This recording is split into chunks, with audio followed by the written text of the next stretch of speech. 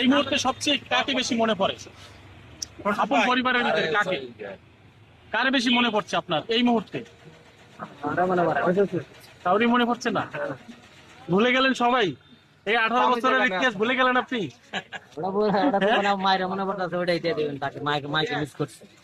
তাইর মনে তো বকিলা তাই তো ফাটাই গান বরি গেছে ফাটা যদি পড়তো না তাহলে ঠিকই মনে থাকতো 18 বছর আগে তাই ফাটা পড়ছে না ঠিকই মনে আছিল এখন তাই ফাটা পড়ছে এখন তার মনে নাই কত হয়েছে কি পাই জানো নি এই যে এরকম একটা মেয়ে যদি পৃথিবীর বুকে আওয়ার যদি মনে করেন সম্ভাবনা থাকে তাহলে আগেই করে সিস্টেম মতো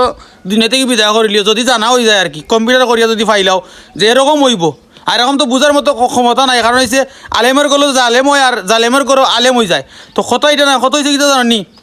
আমি নিশ্চিত যদি এই মেয়েটার মায় আর বাপে যদি জানতো এরকম একটা বিজর্মা সৃষ্টি হইব দুনিয়াতে আওয়ার পরে প্রায় বিশ্বাস করেন আমি মন থেকে করাম অন্তত পক্ষে তারা মিলামিশার সময় কন্ডম ব্যবহার করতো না হয় এরকম একটা বিজর্মা দুনিয়াতে এই মা বাপর তো ইজ্জত নিলামও তুলছে তো তুলছে এলাকাবাসীরও ইজ্জত শেষ নারী জাতির কলঙ্ক হ্যাঁ ঠিক আছে বিয়া করা যায় বিয়া করা হালাল বিয়া করা হারাম নাই ঠিক আছে নিটাই তো ফরজ খাম আদায় করা কিন্তু এই যে তুই 1.5 বছর ফুয়ার লাগি তোর মারে বলছস বাপরে বলছস ও তোমার তো ফাটা পড়ে গেছে